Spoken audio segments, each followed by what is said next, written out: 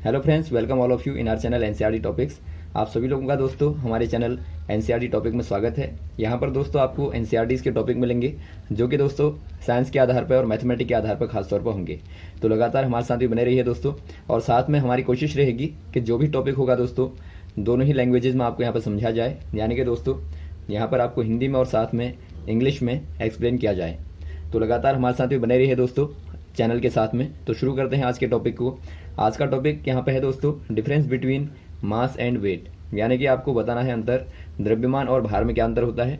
दोस्तों यहाँ पे देखिए, इनके आधार पर पहले हम डेफिनेशनों को देखेंगे और साथ में जो एग्जाम वाले जो महत्वपूर्ण टॉपिक होते हैं यानी जो कॉन्सेप्ट होते हैं उनको भी दोस्तों यहाँ पे देखेंगे। तो शुरू करते हैं आज के टॉपिक को, difference between mass and weight. दोस्तों यहाँ पे पहले बात कर लेते हैं मास और वेट क्या है। दोनों ही दोस्तों क्या होते हैं, फिजिकल क्वांटिटीज़ होती हैं, यानी कि दोस्तों दोनों ही क्या होती हैं, भौतिक राशियां होती हैं। नोट कर लेंगे आप। अब यहाँ पे देखिए दोस्तों, शुरू में बात कर लेते हैं मास की, यानी कि मास क्या होता है। मास यानी कि दोस्तों आप कहते हैं द्रव्यमान। जो द्रव्यमान है दोस्तों, जो मास है, यदि आप इसकी डेफिनेशन को देखेंगे तो आप सिंपल कह देते हैं quantity of matter is mass.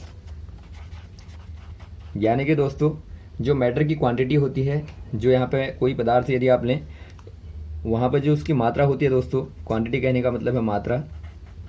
मात्रा को ही दोस्तों, पदार्थ की मात्रा को आप क्या कहेंगे, ये पदार्थ है, पदार्थ की मात्रा को आप मास कहते हैं। एग्जाम्पल के तौर पर यदि आप देखें दोस्तों, मान लीजिए यहाँ पर आपने यहाँ पे कोई मैटर को लिया, ये मैटर आपके पास में है यानी पदार्थ है दोस्तों। यदि आप पदार्थ को देखें दोस्तों तो ये छोटे छोटे टाइनी पार्टिकल से मिल करके बना होता है, यानी आप इस प्रकार से इनको देख सकते हैं। और ये पार्टिकल जो होते हैं दोस्तों, जो टाइनी पार्टिकल हैं, टाइनी पार्टिकल से हैं, ये दोस्तों इंटरमोलिकुलर फोर्सेस के द्वारा, इंटरमोलिकुलर फोर्सेस के द्वारा आपस में जुड़े रहते हैं, यानी कि दोस्तों बाउंड रहते हैं। यदि आप दोस्तों यहाँ पे इनको निकाल दें एक एक करके और इनको आप दोस्तों काउंट करें तो वही आपका मास होता है। यानी कि दोस्तों जो मैटर होता है, मैटर के जो सारे पार्टिकल हैं इन्हीं की क्वांटिटी को दोस्तों आप मास कहते हैं। यानी कि आप कह सकते हैं दोस्तों number of tiny particles in a matter is called मास। तो ये मास है दोस्तों। यहाँ से आपको क्लियर मालूम हो गया होगा, जो मास होता है दोस्तों एक प्रकार से ये आपका नियत होता है, यानी कांस्टेंट होता है, क्योंकि यहाँ पे जो पार्टिकल हैं ये दोस्तों लगातार कांस्टेंट होंगे। तो यहाँ पे देखिए, पहला इसके आधार पर यही आपका क्वेश्चन आता है। जो मास होता है दोस्तों क्या होता है, पहला कॉन्सेप्ट यहाँ पे है, मास हमेशा ही दोस्तों क्या रहता है, कांस्टेंट रहता है, यानी कि दोस्तों नियत रहता है। एग्जाम्पल के तौर पे यदि आप देखना चाहें, यदि आप दोस्तों यदि आप यहाँ पे अर्थ पे हैं, ये आपकी अर्थ है, और यदि आप दोस्तों मून पे चले जाएं, यहाँ पर आप मून पे चले जाएं, तो जो मास होगा दोस्तों, मान लीजिए यहाँ पर आपका मास m है, तो यहाँ जाने के बाद भी दोस्तों मास क्या रहेगा, मास m ही रहेगा।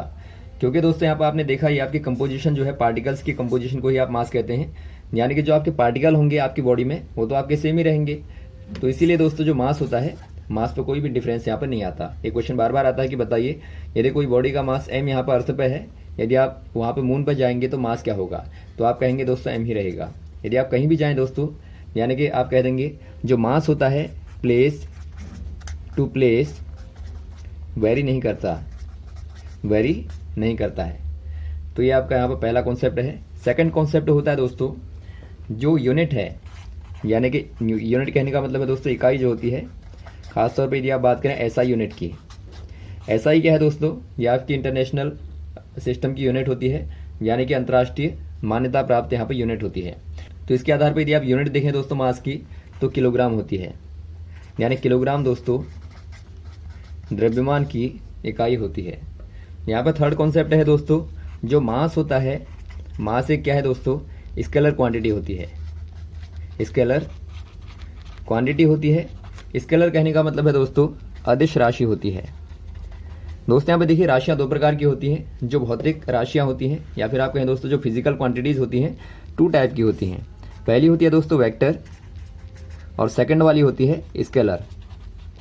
वेक्टर कहने का मतलब है सदिश राशि और स्केलर कहने का मतलब है अदिश राशि। अब यहाँ पे देखिए दोस्तों, आप वेक्टर किनको कहते हैं।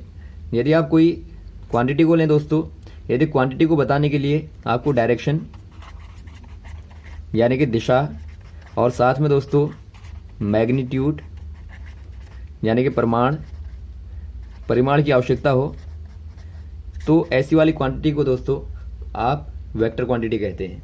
और जहाँ पे केवल आपको दोस्तों मैग्नीट्यूड की आवश्यकता हो, मैग्नीट्यूड की ही आवश्यकता है दोस्तों, यानी कि केवल आपको परिमाण की आवश्यकता हो, तो ऐसे वाली क्वांटिटी को आप कहते हैं स्केलर क्वांटिटी। तो यहाँ पर आप क्लियर देखते हैं दोस्तों, जो मास है यानी जो द्रव्यमान है, एक प्रकार से क्या है ये दोस्तों, यहाँ पे एक प्रकार से स्केलर क्वांटिटी है, क्योंकि यहाँ पर आपको डायरेक्शन की आवश्यकता नहीं होती। यदि आपको मास बताना है बॉडी का, तो आप सिंपल कह देंगे कि मास जो है इतना किलोग्राम है। तो यहाँ पर आप दोस्तों टिक कर देंगे स्केलर वाले में, यानी कि अदिश राशि यहाँ पर होती है। अब दोस्तों हम बात कर लेते हैं वेट की, यानी भार की बात करते हैं। भार क्या होता है दोस्तों, यदि आप पहले डेफिनेशन यहाँ पर देखें, डेफिनेशन यानी परिभाषा को देखें दोस्तों आप, वेट जो होता है, weight of the body is the force with which it is attracted toward center of the earth। यानी कि दोस्तों यहाँ पर आपने देखा, जो वेट होता है एक प्रकार का बल होता है दोस्तों, फोर्स यानी कि बल होता है। कैसा बल होता है दोस्तों, विद विच, जिसके द्वारा यह कौन दोस्तों, जो ऑब्जेक्ट होती है, अट्रैक्ट यानी कि आकर्षित होती है दोस्तों, कहाँ की ओर होती है, टुवर्ड यानी कि की ओर, सेंटर यानी केंद्र की ओर दोस्तों आकर्षित होती है, अर्थ के यानी कि पृथ्वी के केंद्र की ओर आकर्षित होने वाला बल ही दोस्तों क्या है, वेट कहलाता है। तो ऐसे वाले फोर्स को दोस्तों आप क्या कहते हैं, यदि आप यहाँ पे अर्थ को ले लें, ये अर्थ है दोस्तों, यहाँ पे सेंटर है, तो सेंटर की ओर हमेशा ही क्या लगता है दोस्तों, एक फोर्स लगता है, और इस फोर्स को आप क्या कहते हैं, ग्रेविटेशनल फोर्स आप कहते हैं, या फिर आप कहें दोस्तों गुरुत्वाकर्षण बल आप कह देते हैं। तो एक गुरुत्वाकर्षण बल ही दोस्तों क्या है, एक प्रकार से बॉडी पर लगने वाला फोर्स, या फिर आप कहें दोस्तों वेट होता है। एग्जाम्पल के तौर पर देखें दोस्तों, मान लीजिए यहाँ पे कोई बॉडी यहाँ पे है, ये बॉडी दोस्तों जितना भी यहाँ पे फोर्स लगाएगी नीचे की ओर, सेंटर की ओर, इसी को आप कहते हैं यहाँ पे वेट। तो यहाँ से आपको एक बात क्लियर होगी दोस्तों, जो वेट होता है यानी कि जो भार होता है, एक प्रकार से यहाँ पे फोर्स होता है जो कि सेंटर की ओर लगता है, यानी आप यहाँ पे सिंपल कह सकते हैं amount of force on an object. जो भी ऑब्जेक्ट होगा दोस्तों, उस पर जितना भी बल लगेगा सेंटर की ओर, इसी को आप कहते हैं वेट। और वैसे आपने द्रव्यमान में देखा दोस्तों, अमाउंट ऑफ मैटर था और यहाँ पर अमाउंट ऑफ फोर्स है। और यहाँ पर आप देखेंगे दोस्तों, आपने एक चीज़ और देखी दोस्तों, जो यहाँ पर वेट है हमेशा ही कहाँ को लगता है दोस्तों, वर्टिकली डाउनवर्ड लगता है। यानी कि आप डायरेक्शन देख लेंगे दोस्तों, डायरेक्शन यानी जो दिशा है, दिशा आपने देखी दोस्तों क्या है, वर्टिकली डाउनवर्ड। तो यहाँ पर आप ध्यान देंगे दोस्तों, बार बार क्वेश्चन आता है कि बताइए जो भार होता है, भार की दिशा कहाँ को होती है, यानी भार की दिशा दोस्तों कहाँ की ओर होगी, हमेशा ही वर्टिकली डाउनवर्ड होगी, क्योंकि आपको मालूम होगा जो गुरुत्व होता है दोस्तों हमेशा ही कहाँ को लगता है, नीचे की ओर लगता है। तो यहाँ पर आपने देखा दोस्तों, डायरेक्शन आपके पास में आ गई, तो इससे आपको क्लियर होता है जो वेट है दोस्तों, यानी जो भार है, एक प्रकार से वेक्टर क्वांटिटी है दोस्तों, यानी कि एक प्रकार से सदिश राशि है। क्योंकि यहाँ पर आप देखते हैं दोस्तों, डायरेक्शन भी है और साथ में मैग्नीट्यूड भी आपको दिखता है, तो आप इसको कह देंगे दोस्तों क्या है, एक प्रकार से वेक्टर क्वांटिटी है। अब यहाँ पर बात करते हैं दोस्तों, जो वेट होता है, वेट के मैथमेटिकल फॉर्मूले की, मैथमेटिकल जो फॉर्मूला होता है वो क्या होगा।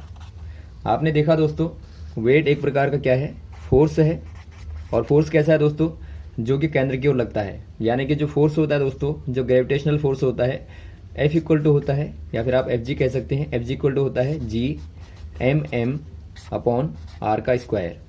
जहाँ पर आप देखते हैं ये अर्थ है दोस्तों, और इसके ऊपर ये बॉडी है, बॉडी का मास m है और अर्थ का मास यहाँ पर कैपिटल M है। यहाँ से लेके यहाँ तक की जो डेस्टिनेशन है यानी कि दूरी है, आप इसको r कहते हैं, आप स्मॉल r लिख लेंगे।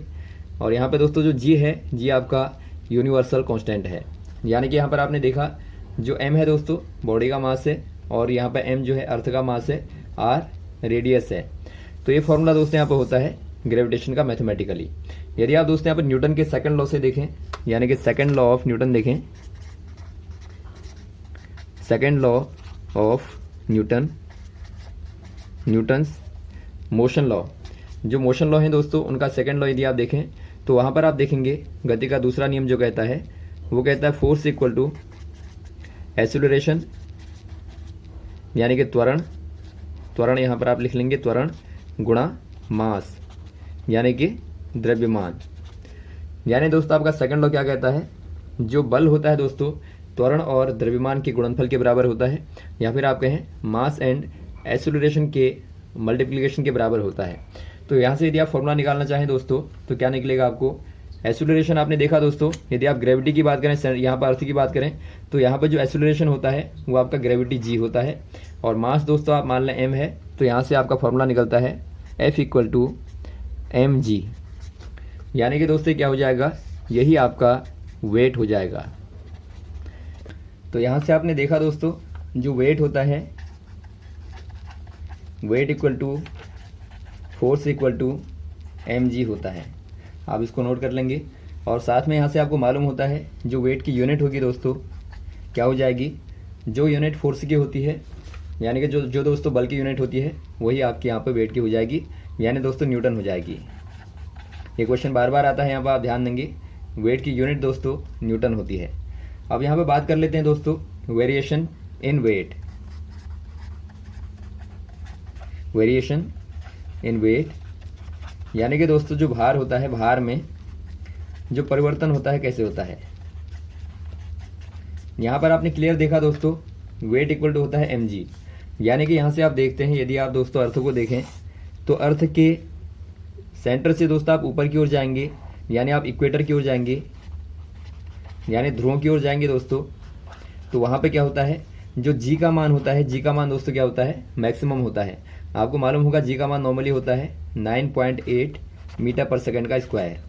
यदि आप दोस्तों आप सेंटर की ओर जाएंगे नीचे की ओर, तो यहाँ पर लगातार g का मान जो होता है डिक्रीज होता है, यानी कि दोस्तों यदि आप सेंटर पर आ जाएंगे बिल्कुल तो यहाँ पे g का मान 0 होता है। आप ध्यान देंगे सेंटर पे यानी पृथ्वी के केंद्र पर दोस्तों गुरुत्वीय त्वरण g का मान 0 होता है, ये आप नोट कर लेंगे। अब यहाँ पे दोस्तों यदि आप अर्थ की जो सरफेस है यहाँ से ऊपर की ओर जाएंगे, यदि आप h हाइट पे जाएं दोस्तों, तो यहाँ पे भी g का मान क्या होता है, डिक्रीज होता है, यानी कि दोस्तों लगातार कम होता है।